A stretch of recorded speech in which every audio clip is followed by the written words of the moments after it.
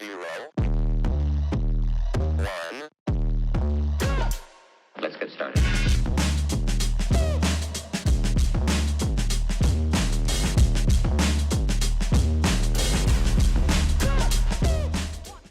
Welcome back to J Squared Expediting. As you all may not know, this is my wife Jenna, and she does a lot of the filming.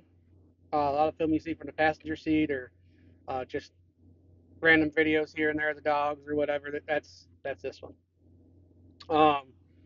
Today we're gonna make a video microphone, uh, talking about our experience and what we think, because we've been out here a little while. I've been out here 14 years, give or take.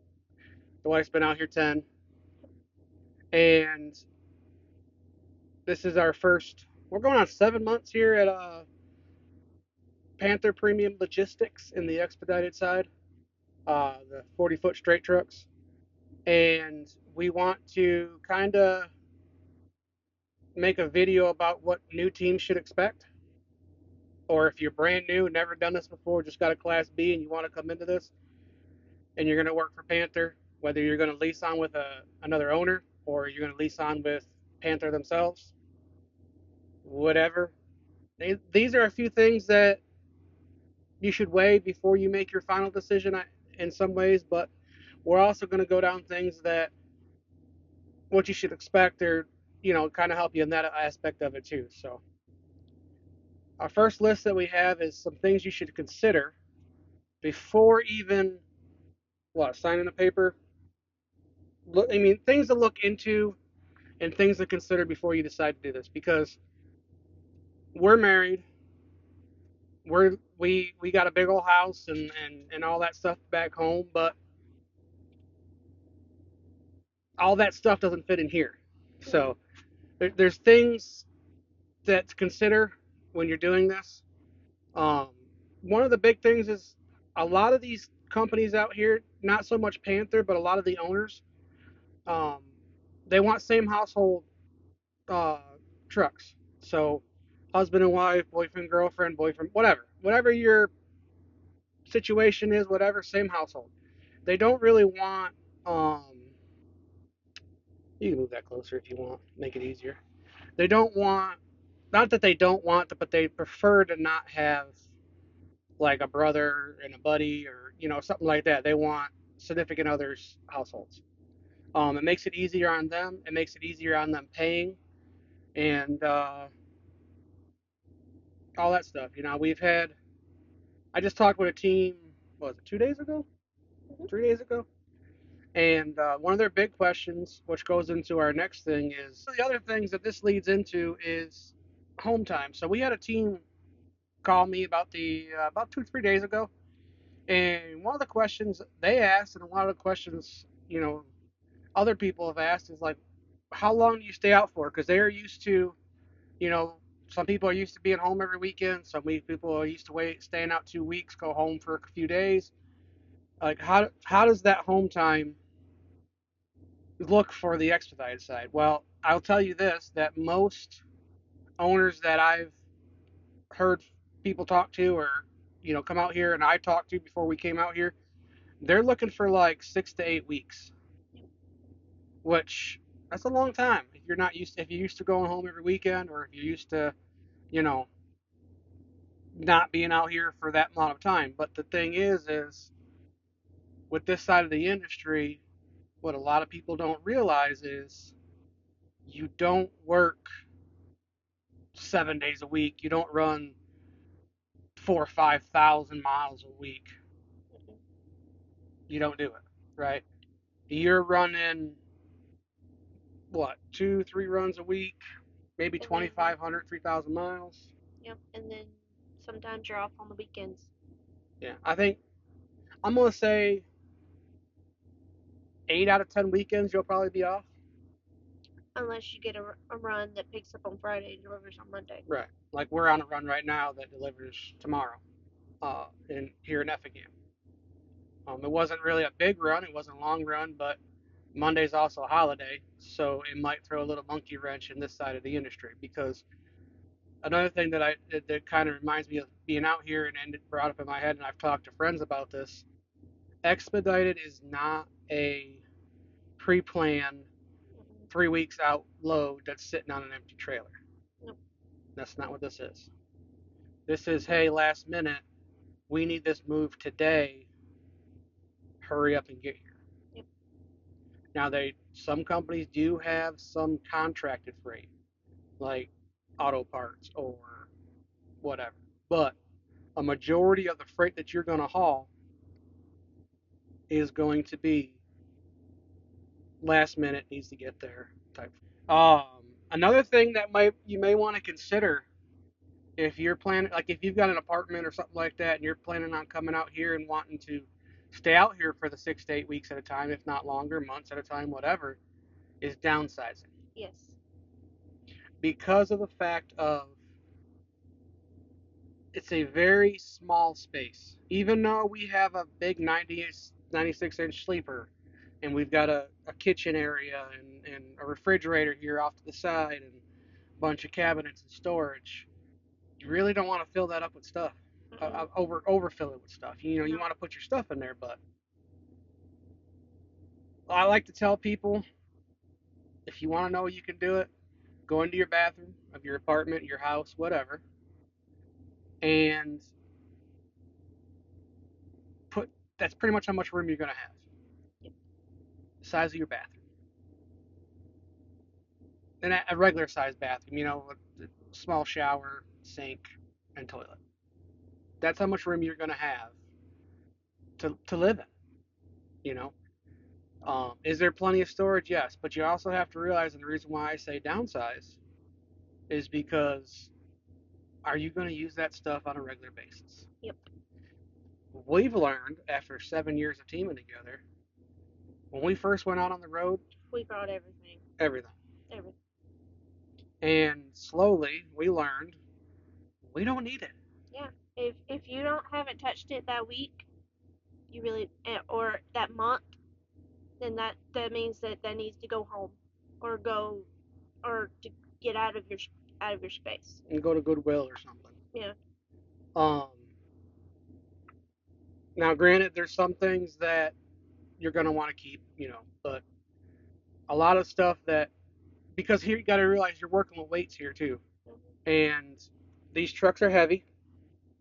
Um, and you're not hauling super heavy weights, but you still have that extra weight on the truck that you're not using. It's just taking up space. Unless it's like stuff for like tools to use on the truck, of course, keep it. But I'm talking about like inside the cab. That's just in the way that don't really mess with it. Don't put actually use it. Just needs to, Get out of the way. yeah. Clutter is not a thing in these trucks. You No. don't want clutter. No. It makes it miserable when you have clutter. Especially like us, it's two of us and we have two dogs. So if we have a lot of clutter, it makes it miserable. And we learn that real quick that it's miserable. And another thing to consider before coming out here is whether you want to work for an owner or if you want to work for a company. Yeah. Example, we work for an owner, which we are contracted to Panther. You can go straight to Panther and get a job with Panther, Load One, ES, which is Expedited Services. You can go get a job straight with those companies and lease a truck through them or work as company drivers, I think. I'm not sure about the company driver thing, but I know you can lease a truck through them. But you could go straight to them and work for them, or you could work for an owner. Um, there's benefits to each, I would say, but we like working for the owner that we work for. He's really good. I mean, he lets us do our thing. He doesn't bother us, and that's what we were looking for. We don't like being micromanaged, so our owner works out good for us because he lets us work and do our job and do what we're here to do. Um, Another thing to think about and consider is like us. You heard us say we have dogs. We've seen people out here with cats. We've seen people out here with birds. We've seen people out here with Snakes. We've seen people out here with all sorts of critters. The big thing you're going to want to ask when you go to a company is what their pet policy is. Is there any restrictions? And how much the pet deposit's going to be. That's a big thing. Some of these companies want 1,000, some want 700, some want 500. Some don't even allow pets. Yeah, so if you have a pet, don't think you have to get rid of it. No. Just find out what that pet deposit is and be ready for it. Now, they're not going to want it up front a lot of times. A lot of times they'll pull it out of your paycheck over time. But just know that that deposit's going to have to be paid. So it's something to think about. Another thing is clothing. Yes. Bring the right clothing for different seasons. And you bring that from the jump. Don't leave your winter clothes at home just because it's summertime. Perfect example. A few years back, we were running for a team. You leave the house in Mississippi and it's 80 degrees. Mm-hmm. You get going across the desert, it's 100 degrees. You get to top of Flagstaff and it's 35 degrees. Yep. Get down to Phoenix, it's 110. If you got to spend the night in Flagstaff when it's 40 to 50 to 60 degrees cooler, you may want a coat, a sweatshirt, something like that. So I'm not saying have your big parkas out all the time, but make sure you keep a few sweatshirts out. They're easy accessible, easy access to them, so that way you have the right clothing. And also in the summertime, you want to make sure you got the right clothing in the summertime to be able to have the right clothing so you're comfortable. So that's those are a few little things, 6 things that we think that are something to think about, consider. Little things that we never, at first we never really thought about. But if you have any other questions, boop them down in the comments, and we can help you out and answer your questions for you.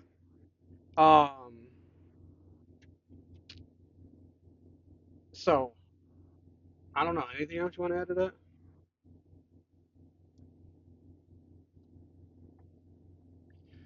All right, new things first-time teams should think about. Um, these are little things that to consider, and more things to consider, but more things that you know coming into this, a lot of people don't realize, especially if you've never been in the industry before, right? One of the big things is a lot of these companies that do what we do run off a 1099. If you've never ran a 1099 before, it's really something that you should look into. It's really something that can be beneficial, but if you don't pay attention and don't keep track of things, it could really bite you in the butt. Oh, yeah. So one of those things is looking into understanding your money and what you need. How much are you going to need if you're going to keep your home, you're going to keep your apartment, you're going to keep your car? Understanding your own money and what you need to be able to to be able to support your lifestyle that you're going to keep. A lot of teams, when they come out here, when they say they downsize, they downsize. They get rid of their house, their apartment, their cars, all their stuff. They get rid of pretty much everything, and they live in these trucks. That's just what it is. Um, so your budget's going to be different than if you were at home. Yep. Sorry, inside joke, but your budget's going to be different when you're at home. So you may want to think about what your budget's going to be while you're out on the road, because these truck stops ain't cheap. No. You know, um, prime example, we're at a TA right now. Okay, you can go into this TA and buy a little thing of minute rice. They sell them. Add water, put it in your microwave. It's going to be $3 to $4 in this truck stop. Mm-hmm. Go to Walmart or dollar store, it's $1.60. Yep.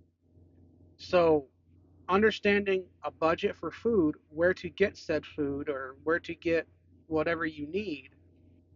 And a big thing is if you live on a budget at home, Think about what your budget out here on the road is going to be. We try to live on a budget. We kind of let it get away from us. I'm not going to lie. I'll be the first one to admit.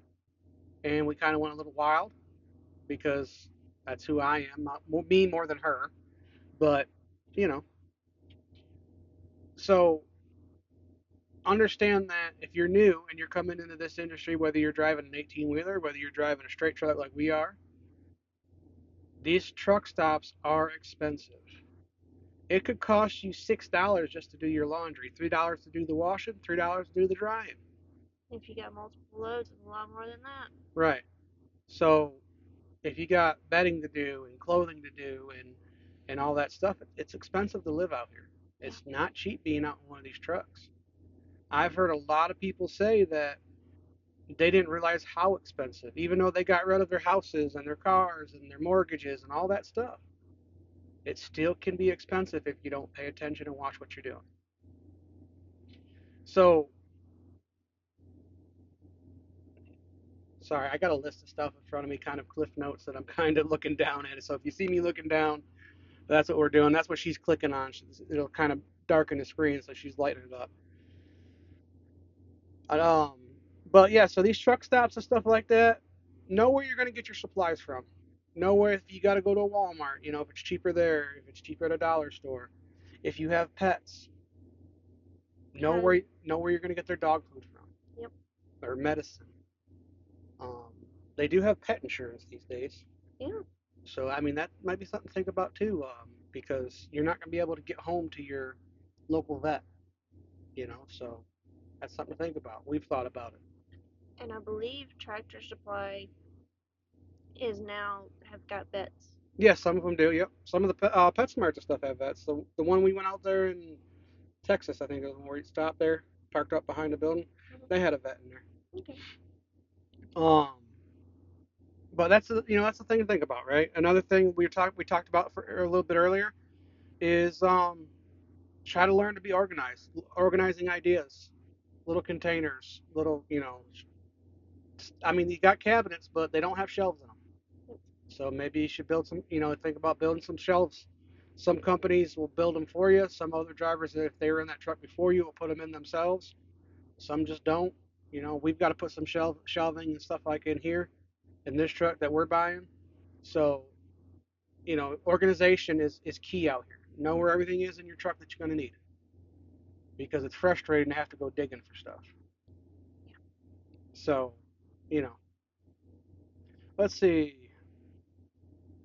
Another big thing, kind of high on the list. Mm-hmm. If you've never teamed before with your significant other, understand you are going to get mad at each other. And you can't just walk off. No. You can go in the bunk and slam a curtain, but that's about it. So you're going to have to learn to work together. Now, you're going to have people say, "Oh, we get along great. I get along great with my significant other. We don't fight, we don't argue." Put yourself in less than 100 square feet of space. Lock each other in the bathroom together. Spend an entire day in there. Eat, sleep, whatever, together. I guarantee you're going to argue. You're going to get on each other's nerves. The key and what we're really good at is, I'm not going to lie, I get a little frustrated. I blow up a little bit. It's not at her. A lot of times it's at the situation, but she gets her feelings hurt because I'm hooting and hollering and raising hell and being a dick. But she also understands that the way my brain works, once I get it out, 10 seconds later after that, I done forgot about it. I'm over it, and now we can talk about it. And I may get a little more frustrated some more once I start talking about it, but I'm a guy and I don't know how to understand my feelings. So, We're working on that. yeah. Another thing is, things will go wrong. Mm-hmm. Things are going to go wrong. Loads aren't going to work out. Uh, Loads aren't going to get paid when they're supposed to get paid because paperwork issues. We just had that one. Things happen out here on the road, and you have to be able to talk to each other. You have to be able to work it out, and you have to be able to move past it. Yep. because it's you and your partner against the problem. Right. And no one out here is going to hold your hand. Mm-mm. No one's going to do solve your problems for you, right? So you can call dispatch, you can call your boss, but at the end of the day, you're better off calling them with a solution to the problem if you're going to let them know there's a problem. So that way you can all walk through it together and work through the problem. Sorry, folks, this is going to be a long video, but I think this is helpful for people that are going to be coming out here into this side of the industry to understand these things. Um, uh, because of the simple fact of in the expedited world, there's a lot of downtime. Yeah. You're not constantly running 4,000, 3,000, 6,000, 7,000. You real big wheelers out there, 10,000. You're not going to be running crazy amount of miles in the expedited world. It's not about miles in this side of the industry. It's about what that load pays and how much more you can get for it. It's all about negotiations. It's about learning that you may work and run Monday through Friday. If you deliver Friday after 12, you're probably going to be there the weekend. Yep. Like I said before, 8 out of 10 weekends, you're probably going to be sitting. That's probably more like 9 out of 10 weekends, to really be honest.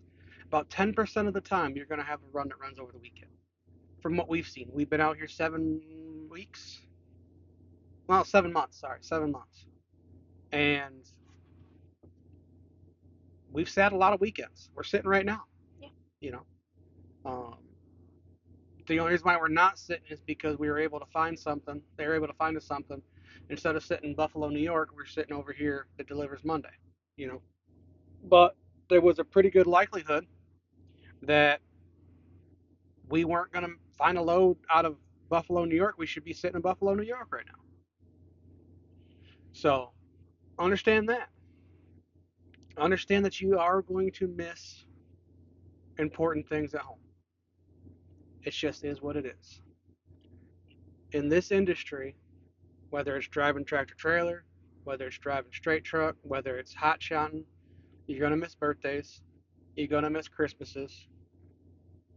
You're going to miss that dance recital, your granddaughter's dance recital, your daughter's dance recital. Well, I guess if you're a husband and wife team, your grandkids did, stuff. You're going to miss stuff like that. Yep. You're not going to be able to make every Christmas. If you do, great, but you're not going to make every birthday. There's some holidays you're going to have to say, hey, we're going to hang out here on the road because of other things. We want to make a little extra cash. We know a lot of people are going home. There's big paying loads sometimes on holidays out here that Blank check loads. yeah, that they need moved.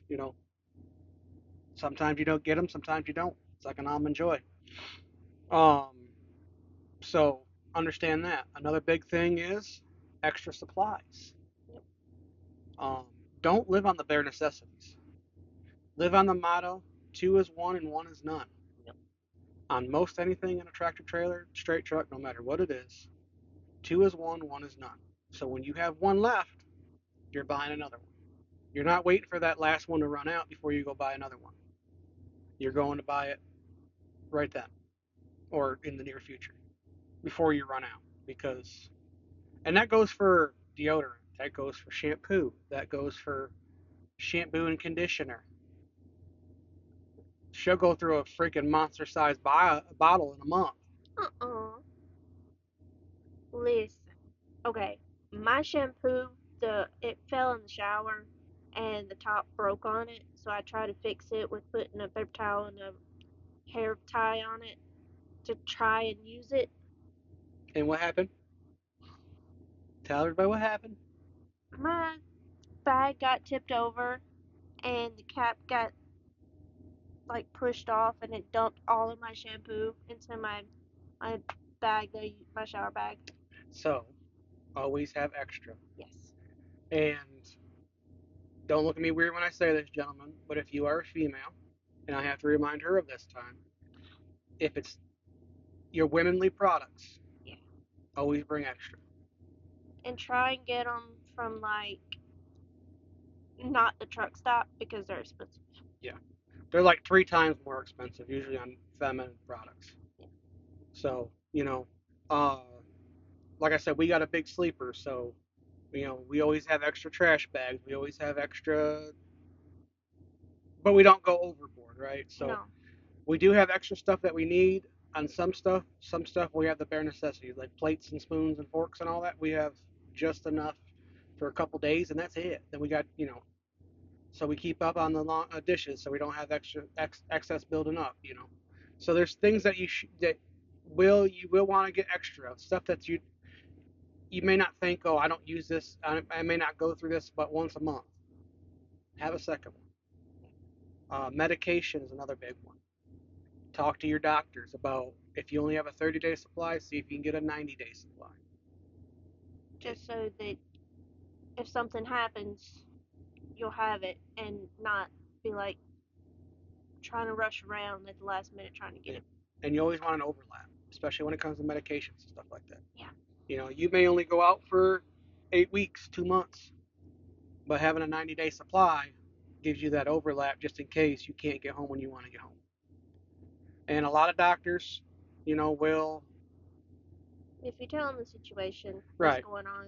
if you have a 90-day supply and you got 30 days left, a lot of them will let you redo your, you know, um, prescription because you do travel for a living. So, or have a 60-day supply or 90-day supply and know that, hey, I go home in 11 weeks, so that gives me just enough time where I got 2 weeks of medicine left when I get home and I can redo it. So Yep. that's another big thing too. Um, there we go. I think we discussed the cost, like we've said before, the cost of stuff in truck stops is expensive. I'm going to harp on that this whole video. Yep. Truck stops are expensive. They're going to charge you more than it would just to pull off at a Walmart when you get a chance and get what you need. Look at truck stop as a last minute thing. Yeah. If you need it right then and there, then fine. But if you can wait a day or so, go to a dollar store, swing in one. With us with straight trucks, we can swing into just about any grocery store, any Dollar General, because we're not 53 feet long, we're only 40 feet long. So we could swing in there, back up out of the way, run in real quick, grab what we need, and we're out. Yep. But you have to plan for those types of things because you can't just do it on a limb. They're getting to the point now where some Walmart stuff like that don't want trucks in their parking lot. Yep. So if we're not too sure on a Walmart or something like that, one of us stays in the truck while the other one runs inside, just in case you got to make a loop around the block while the other one's shopping because they're pulling in with a tow truck to tow you. Yep. You can kind of square them out of the way a little bit and make beat feet and then come back. So I think we covered if there's one here. If you got pets, make sure you can get leashes for them. Make sure you can get to places to let them out. And understand that sometimes you're not going to be able to have some big grassy area for them. So bring toys, bring stuff to engage them because we have two healers. We have a chocolate healer and a blue healer, and they get bored. Yeah. So look into enrichment toys for sitting. And the problem is when these dogs get bored, they let you know they're bored Yeah. because they look at you like, "Hey, entertain me," and you're like, "Bruh, I'm barely entertaining myself." Yeah. It's like, especially right now, it's so cold. We're just letting them out, use bathroom, come back in Yeah, because it's they're calling for like 4 degrees tonight, so yeah. So they're not happy, but at least they're warm. yeah. Um, Another thing to recommendation for new people that are new to expediting, that are new to this side of the industry. Yeah. Things to look into before you come out here. Okay? Try to have some money in the bank. Sorry, my nose is itchy. My beard is itching my nose. Uh, Try to have some money in the bank. At least we recommend, and you'll hear people say, oh, you should have XYZ amounts of money in the bank. But look, keep it simple. At least if you got bills at the house, no, now if they're couple $1,000 if they're just $500 of bills. Doesn't matter. Try to have a couple months worth of bills saved up. That's it. And a little bit of spending cash when you come out here, because I know at Panther there's 2 to 3 weeks before you get a paycheck. Yeah. Because they're that far. They're not in a bad way, but they're just that far. That's the way they pay out. Not that far behind, but that's what they pay out. They pay out your first week out here, you're not gonna make anything. Your second week, you may get a paycheck, you may not. But that third week, you're gonna get a paycheck, but it's gonna be for the week you worked before. So realize that having a little bit of money saved up in your bank account is not a bad thing. Don't come out here broke. No. Especially now, tractor trailer life is a little different. In my opinion, you come out here with a little less cash in a regular tractor trailer job. But in the straight truck world, try to have a little bit of money in the pocket, so you're not freaking out when it's 2 weeks before you get a paycheck, right? So that's also why I say have a month or two worth of bills saved up before you get out here. So that way you're not stressing and wanting to freak out and run back home just because your bills are coming due. So um, have a goal, make a plan, because write it down, put it on a piece of poster board, whatever you need to do, so you can see it every day to know that you have a reason to be out here and a reason to be working for. Yep.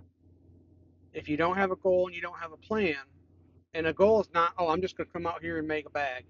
That's not a goal. Have a plan to what to do with that money. Exactly. Because coming from people that us two, that I'm not trying to brag, but as a team, we've made a lot of money. We've done a lot of things. We bought a lot of stupid stuff because we didn't have a plan, and we have a little bit to show for it, but not much. So, you when it comes to the finance side, with it being a 1099 job, look into starting an LLC. Look into starting that business bank account, because when it comes to taxes, everything's a write off if you can prove that it's a write off. And there's a lot of things out here that aren't a write off if you're just a person out here grabbing a 1099. That is a write off if you're a registered business. So it's just a thought. I'm not telling you, I'm not a tax professional. I'm not an accountant. I'm not any of that. I'm, Just advice from one driver to another. right.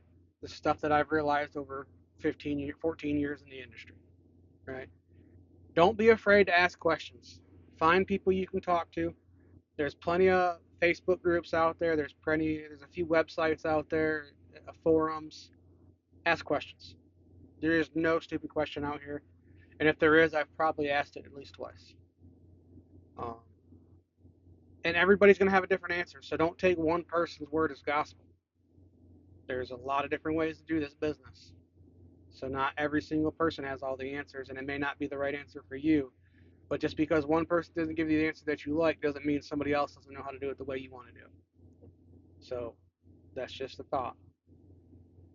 Um, find a program on a computer, tablet, your phone, whatever it is, to be able to keep track of your finances, your payments, your checks that are coming in, what's going out, how much fuel you're buying, this, that, and the third. Just keep track of it all. If you don't have a way to keep track of it all, how are you going to be able to show it to your accountant?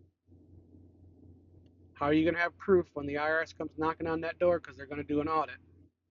If you don't have receipts and you don't have bookkeeping, how are you going to be able to prove that you bought what you said you bought? Because sometimes they ask questions, they want proof. And your word is not gospel when it comes to taxes. They want paper proof. So they're going to want that receipt. They're going to want documentation. Another thing with finding a program, there's programs out there where you can scan receipts into your computer. It's something to look into. It's something that we're looking into that we haven't done yet, but I've got a lot of receipts, and sometimes it's easier just to scan them into a computer just in case. Because I don't know if anybody knows, but receipt paper doesn't hold ink very well. Over time, it's going to rub off, it's going to wear out, and you're not going to receive it. So it's a good thing to be able to scan it into a computer, have it in a document, Then you can just email it to your tax professional once a month, your accountant or whatever, to help you figure it out. That leads to the next one. Find a good tax person, find a good accountant, find somebody that works with truck drivers or has worked with truck drivers before on a regular basis. Things change all the time in the trucking industry when it comes to taxes. So find somebody that knows trucking. Because H&R Block, your Jackson Hewitts, your places like that, you're doing it yourself online. Doing a W-2, W-4 is a lot easier than doing a 1099. You can't do a 1099 employee like you do a W-4. There, there's, it's going to cost more money to do your taxes, but in the long run, it could be worth it. Because if you do them wrong, you could be getting a bill from the IRS for $30, $40, $50,000 because they think you did your taxes wrong. So you're better off letting an actual professional help you with your taxes and not somebody at H&R Block that just got a certification 2 weeks before. They don't know. I've heard plenty of horror stories of people saying, "Oh, my person says I can't write that off on my taxes." Where do you get your taxes done? H&R Block. They don't know. They don't know. Perfect example. Because we run specialized freight, because we run high value freight, we can write stuff off for our dogs because they're considered security equipment. They're a security system. They alert you when someone comes near your truck. Therefore, they are tax or write-off. Something to think about. A lot of tax people at H&R Block ain't going to know that, and they're not going to write it off on your tax. They're going to think you're lying to them. But it is what it is. So that's that. Another thing is find the company that's right for you. It may not be Panther. It may not be Load One. And there's a bunch of different companies out there that do this expedited industry. Talk to people, talk to people, talk to people. Do not be afraid to ask these guys when you see us out in the parking lot, ask us questions. You don't have to ask us about the company we're working for. You don't have to ask us a bunch of crazy stuff if you don't want to, if you're nervous. Ask them about the job. Don't just take one person's word. Talk to multiple people. So those are a few things to think about if you're coming new out here to either where we're at Panther or whoever else you're going to work for. If you have any other questions, leave them down in the comments. We appreciate you guys. Remember, we can move a lot of things across this country, but the one thing we can't move is the growth of this channel without your help. So be good to one another and live to expedite another day. And we're out.